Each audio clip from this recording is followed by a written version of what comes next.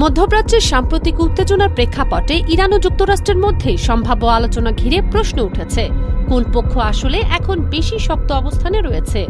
এ নিয়ে বিস্তারিত এক বিশ্লেষণ উঠে এসেছে আল জাজিরায়।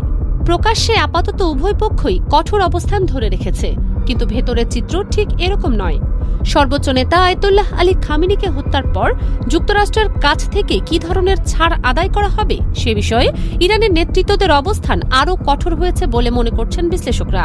যুক্তরাষ্ট্র ইসরায়েলের দাবি, তাদের টানা হামলায় ইরানের সামরিক সক্ষমতা ব্যাপকভাবে ক্ষয়ে গেছে, কিন্তু ইরান দেখিয়েছে তারা চাইলে এখনও নির্ভুলভাবে হামলা চালাতে সক্ষম।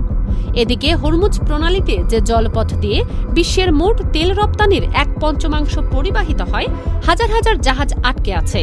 আর পুরো অঞ্চলে ইরান পাল্টা হামলায় চোখের বদলে চোখ নীতি গ্রহণ করেছে।